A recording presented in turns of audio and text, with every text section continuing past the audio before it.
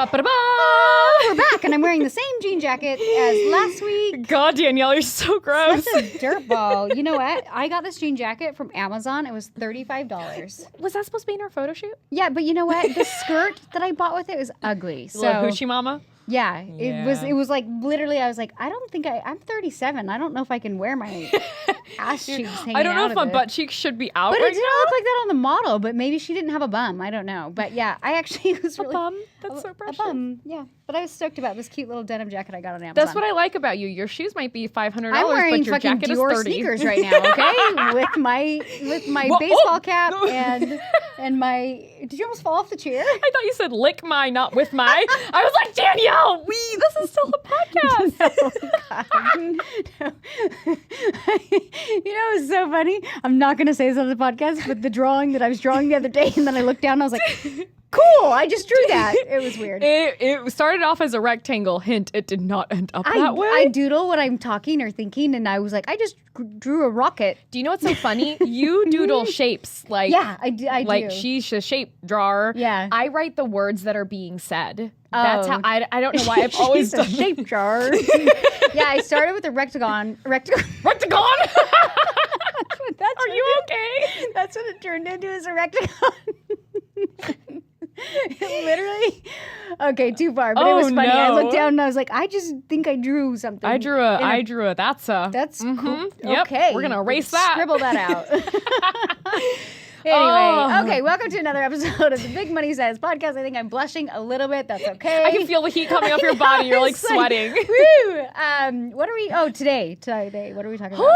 Ooh, I really want to talk about asking for help, and in a way of I'm going to throw myself under the bus first, because I know I am someone that I would like to think that I'm Superwoman in anything and everything that I do.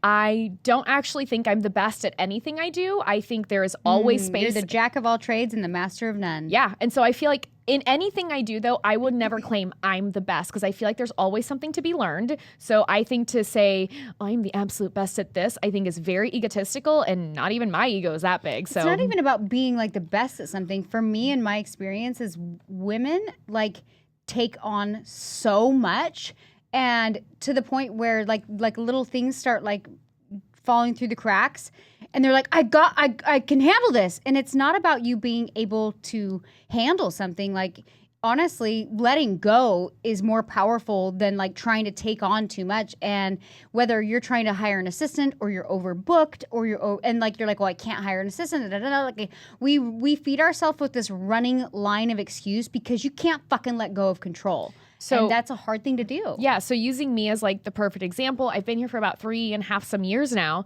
And inside of that, I've had, really one role, but a lot of responsibility inside of that role. Like, truly, there was a point where the only people in the company for BMS were just me and Danielle.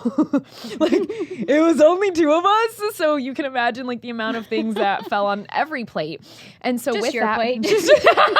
well, I wasn't going to say that, but really, like, I have a really big capacity, which has been grown by doing more, practicing more, taking on more. But there does come a point, you have to imagine you're a juggler.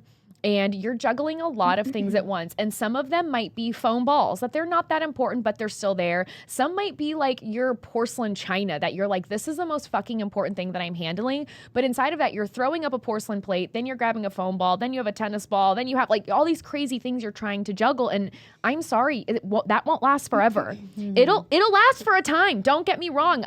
Good piece of duct tape. I feel like there was a minute where I was like, okay. There was a minute when Garrett was kind of exiting the company and you took on like a massive role, and I would look at you and I was like, oh, like you look like you were dying. I was like, Ani, I need you to eat, sleep, and drink water. Like, you were like twitching. I was like, oh no. Okay, so fun fact though, it sounds like Danielle's making a joke. She's not. No. I could always tell when I was like hit the point of like, I'm at my max past capacity when it's so I jokingly will twitch my right and be like, but I can't jokingly twitch my left. So when my left eye would start twitching, I'd be like, oh, bitch, you are stressed. But you know what's so crazy is I remember I'd be like, Ani, we need to hire somebody out. And I'm like, like if you want to look into having somebody take on this project, I will pay them and support them. I will help you find somebody, like whatever it is. But you are like, I'd be like, no, I got this. But I think when you're creating something, you're very protective of what you created, and the thought of having to hand it over to somebody else, you're like, you're gonna fuck it up. And I'm like, I had to remind you and be like, Ani, did you fuck it up? And you're like, well, yes. Yeah. And then I was like, okay. I'm like, so I need you to understand in you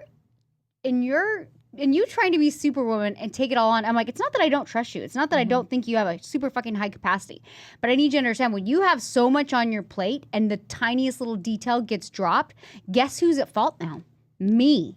And I'm like, and my company. I'm like, so it's not that I don't think you're working your ass off. And it's not that I know you're working like 70 hours a week. I'm like, that's not what I'm saying. But my company will suffer if we don't hire more help and you don't learn to let go of control and delegate it. And I can't teach these people to do something that you've created or you've learned on your own. Like, I put you in charge of projects and you learned it. So I can't even go hire somebody and teach them, which means you have to go hire them and teach them how to do it and let go of control of what you created.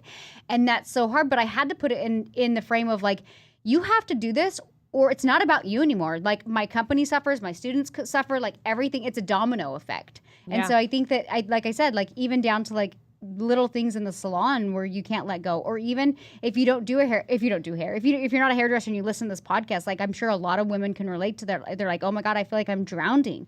Then I ask people all the time, I'm like, well, how good of a mom are you being right now? Well, how good of a wife are you being right now? And they're like, I'm not. I'm being like, I'm lacking. You're quarter-assing everything. I'm quarter-assing everything. Like, I'm like, if you're quarter-assing everything, you're not really succeeding in any area of your life, and then it kind of bleeds into every area. And so like for me, like I work a lot, but I also feel like I want to be a mom. And I told Garrett the other day, I was like, he's like, you need to get in the trenches, and he was like getting on my ass about it. And I was like, babe, I'm like, I get that you want to work 70 hours a week. I was like, and I love what I do. I'm like, but I really want to be a mom. And I'm like, and I want to be a wife. And I've had seasons of my life where I felt like I was drowning. Yeah. I was like, I'm in a pretty good spot right now where I feel like I have purpose, I have passion. I'm like, I work, but I have balance. I'm like, I'm not the best mom, I'm not the best business owner, but I feel like I'm pretty well balanced and always trying to do more. Yeah.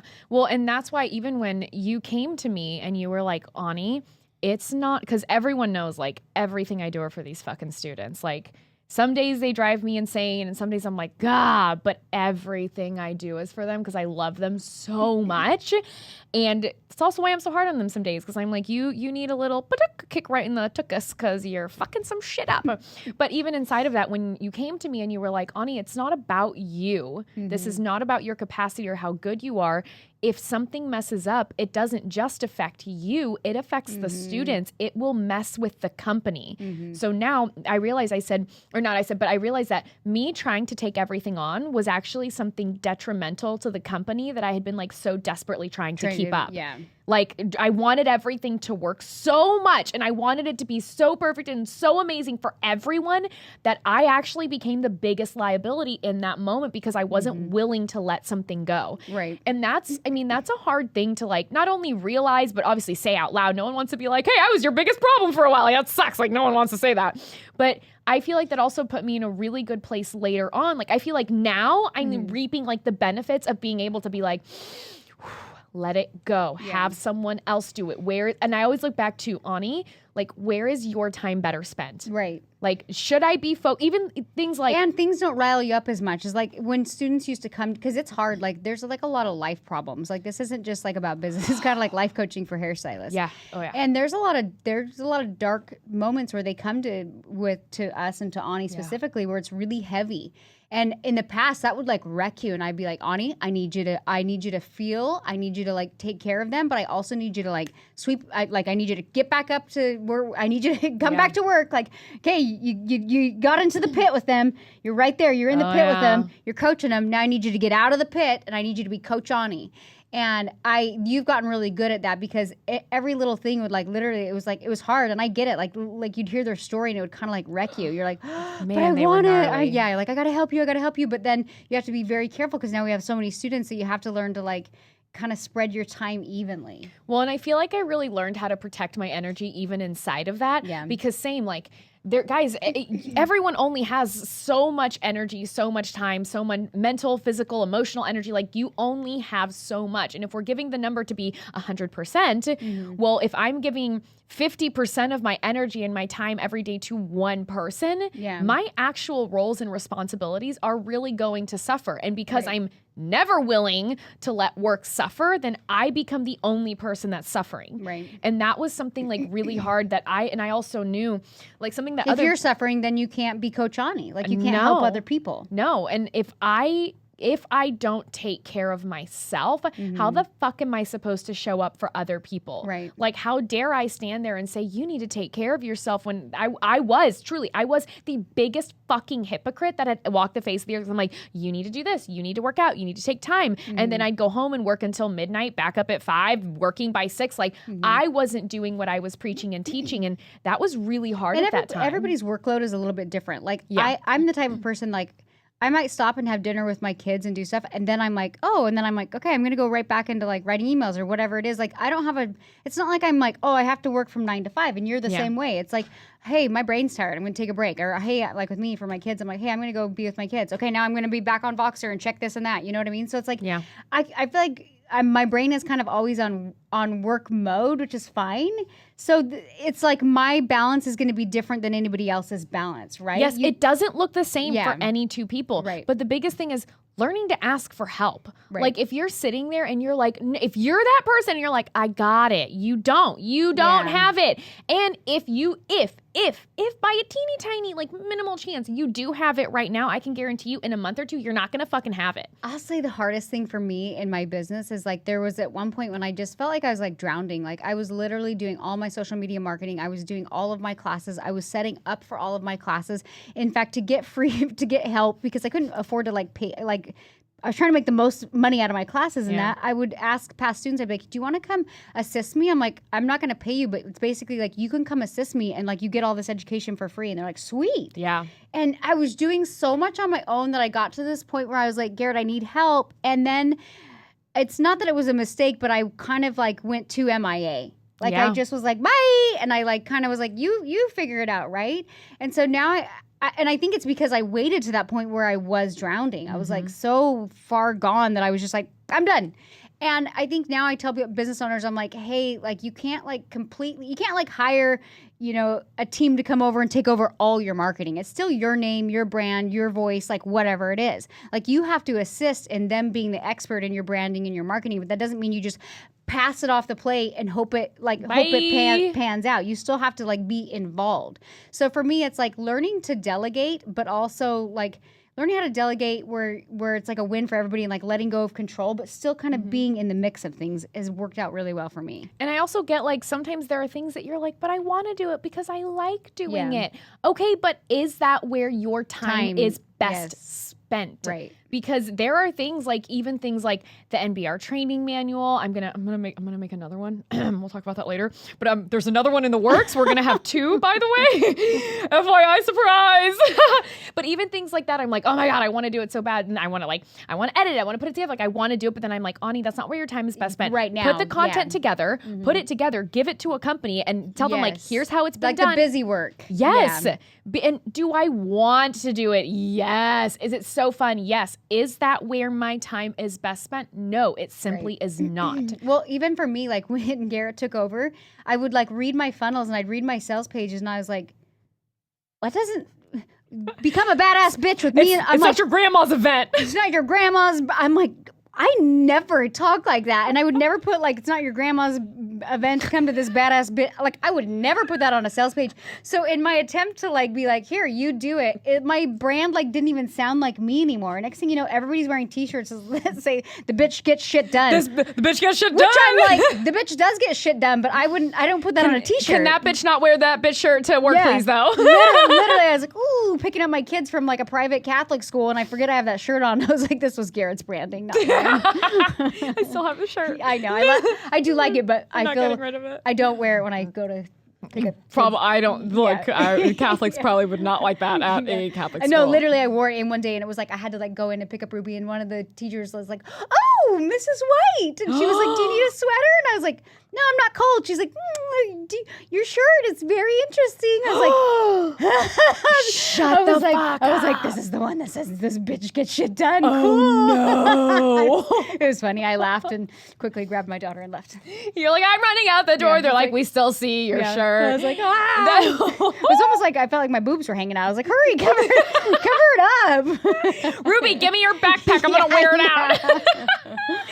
Holy shit. Okay, but that's also really funny. So, but guys, really the point that we want you to understand is like, hey, and I'm going to speak actually from personal experience. You delegating to someone else and getting something off your plate, it does not mean that you're doing a bad job. It doesn't mean you're failing. It doesn't mean you're doing a bad job. It doesn't mean that you're failing. Need to better prioritize your time and what's going to get you ahead. Yeah, and those are the things you have to realize because I understand that feeling. I was so used to having so much on my plate that the minute another team member came on and took anything off, for me it was like, oh my God, are they replacing me? Am I not as good now? Am I not as valuable? Like I get it. All of those thoughts run through your head. Like that's happened to me too. And then I realized like, no, actually, I'm now more valuable because now my actual skill sets get to be used where they should be used and I'm not doing busy work. So hiring someone else on doesn't make you less important. Well, and I was always trying to do things in my business where I'm like, I hate doing this. I'm not good at this.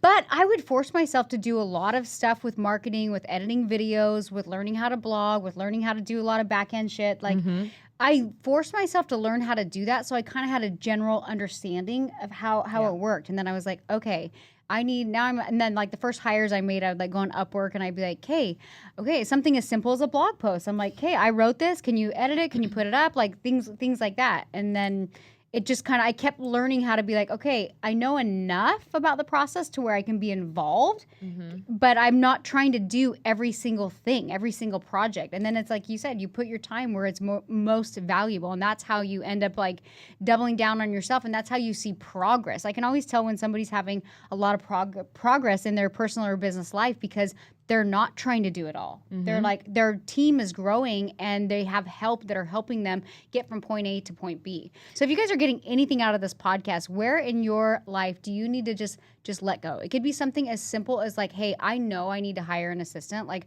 I'm drowning right now, but the thought of like training somebody terrifies me. Well, have you considered that you're not going to stop drowning unless you hire help and let go? Or it might even be if you're like, I don't have space on my books for new clients, maybe give your assistant some of those that you don't even want. Yeah. Stop hoarding clients. You don't need to. More will come. Right. That's my biggest pet peeve. But anyway, guys, just think about it. Really, take a look at your life, whether it's personal and you just need someone to come clean, take your dogs for a walk, do your laundry, make your bed.